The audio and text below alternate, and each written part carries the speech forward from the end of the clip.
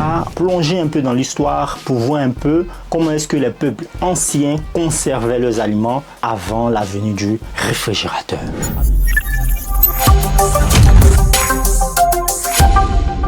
Alors imaginez-vous des siècles et des siècles auparavant où il n'y avait pas de réfrigérateur, pas de supermarché, pas de yaourt au frigo, il n'y avait rien de tout ça. En fait, il n'y avait que des personnes qui aimaient la chasse, il n'y avait que des personnes qui aimaient faire l'agriculture et qui se servaient de tout ça pour pouvoir se nourrir. Mais comment est-ce qu'ils conservaient leurs aliments bien avant qu'il y ait le réfrigérateur? Eh bien, c'est ce qu'on va voir. Ils utilisaient plusieurs techniques que nous allons détailler maintenant, aujourd'hui, sur cette chaîne.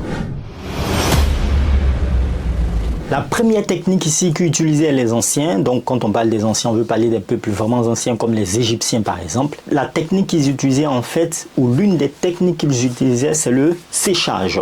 Alors, ça consistait à quoi? Le séchage était employé pour les fruits en particulier. Alors, ils cultivaient des fruits, n'est-ce pas? Alors, lorsqu'ils cultivaient des fruits, après ils partaient récolter ces fruits-là dans des paniers.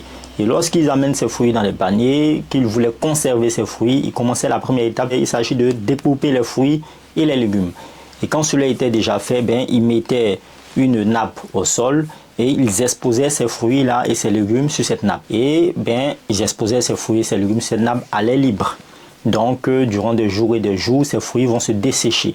Donc, ils utilisaient ici une technique qu'on appelle le séchage, afin d'enlever l'humidité dans le fruit ou dans les légumes, afin que ces légumes puissent se conserver un peu plus longtemps. Lorsque les fruits ou les légumes ont duré pendant plusieurs jours au soleil, on les enlève et on les met dans des endroits secs pour que la conservation soit encore plus optimisée et que les fruits et les légumes durent encore plus longtemps. Donc, ils augmentaient ainsi la date d'épéremption des différents fruits et des différents légumes. Ça, c'est la première méthode qu'on peut appeler ici la méthode de séchage. Et cette méthode de séchage était appliquée sur les raisins secs et d'autres fruits qu'on peut appeler aussi abricots. On va passer maintenant à la deuxième méthode de conservation des aliments bien avant la venue du réfrigérateur.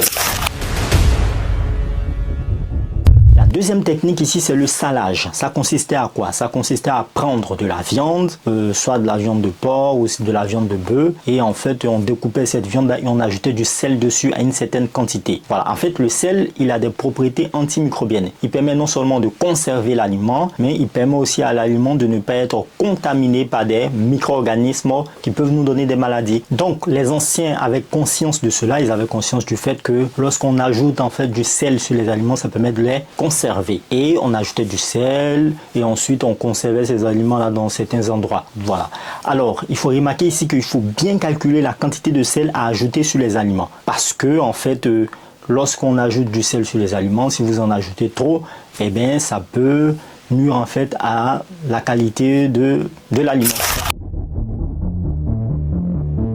Troisième méthode ici utilisée pour conserver les aliments bien avant la venue du réfrigérateur, c'est ce qu'on peut appeler ici la fermentation. Ça consistait à quoi? Cette technique était utilisée pour conserver généralement les légumes. Alors on prenait des légumes tels que le chou, les cornichons et tout, on les prenait, on les mettait dans le pot et on enfermait ces légumes là dans les pots. Qu'est-ce qui se passait en fait? En fait, les micro-organismes présents dans le pot en fait vont commencer à se développer et bien sûr ils vont produire ce qu'on appelle de l'acide lactique.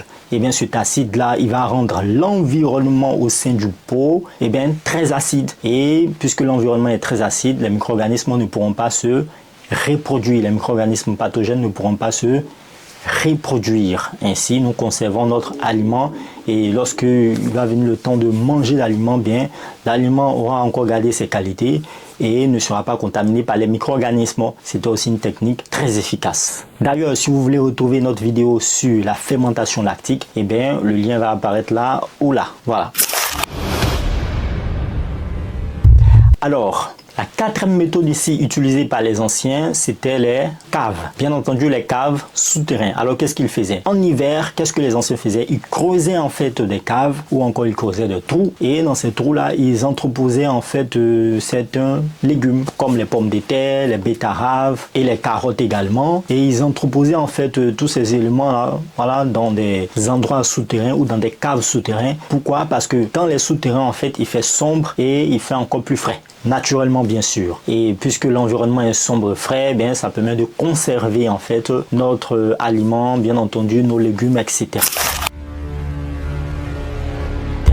cinquième méthode ici est utilisée généralement ou était utilisée généralement pour conserver la viande et le poisson. Eh bien, qu'est-ce qu'on faisait? Eh bien, dans certaines régions plus froides, les anciens utilisaient en fait la glace et bien sûr la neige pour conserver les aliments tels que la viande et le poisson, etc. Donc, ce qu'ils faisaient, c'est qu'ils conservaient en fait la neige et la glace et ils les entreposaient, ils les stockaient en fait dans certains lieux qu'on appelle glacières. Oui, glacières. Et ben, ils mettaient ensuite de la paille et certains matériaux dessus pour éviter que la glace fonde rapidement. Et puisque la glace ne fond pas rapidement, ben, ça permet de conserver nos aliments. Bien entendu, ici, c'est plus le poisson et la viande. La sixième méthode ici utilisée par les anciens, c'est le fumage. Ça consistait à quoi? Eh bien, ça consistait déjà premièrement à allumer un feu de bois. Et lorsqu'on allume un feu de bois, ben, on provoque en fait de la fumée. Ça veut dire qu'il suffit d'allumer un feu de bois qui n'est pas assez résistant ou qui n'a pas assez d'oxygène. Et là, bam, on a de la fumée. Et qu'est-ce qu'il faisait lorsqu'on avait de la fumée? Il suspendait en fait la viande au-dessus de ce feu de bois là. Ainsi, la fumée entrait dans la viande et bien sûr dans la fumée il y a certains composés qui permettent de conserver la viande, ainsi empêchant les micro-organismes de se développer à l'intérieur de la viande. Donc ça, c'est une méthode très utilisée et même elle est utilisée même dans certaines régions aujourd'hui en Afrique pour conserver de la viande. Et puis en plus, ça donnait un certain goût spécial à la viande puisqu'il y avait un peu de goût de fumée et tout ça. Certains composés chimiques qui en profitaient pour entrer dans la viande pour donner un certain goût assez spécial. Alors, dans certaines cultures, notamment d'Amérique du Nord, certains utilisaient en fait des feuilles ou encore la terre pour envelopper de la nourriture. Oui, ça, c'est une technique même qui s'utilise aussi actuellement en Afrique. Par exemple, quand on va acheter par exemple de la semoule de manioc, on nous met de la semoule de manioc dans des feuilles. Oui, c'est une méthode aussi de conservation. Donc, certaines populations anciennes utilisaient ça aussi, utilisaient des feuilles ou de la terre pour conserver de la nourriture et c'était très efficace. Donc, cela permettait en fait de conserver ou de protéger l'aliment contre d'ailleurs les rayons du soleil et aussi contre aussi la chaleur parce que ben, les feuilles et la terre ils vont absorber la lumière du soleil, ils vont absorber la chaleur et ils vont conserver en même temps notre aliment qui se trouve à l'intérieur de notre feuille et à l'intérieur de notre terre. Alors à partir de ces 7 exemples ou ces 7 techniques que nous venons de citer, on peut voir que nos ancêtres étaient très ingénieux pour pouvoir conserver les aliments. Ça fait que même jusqu'à aujourd'hui, en apprenant cela, nous sommes stupéfaits en fait de toutes les techniques qu'ils ont utilisées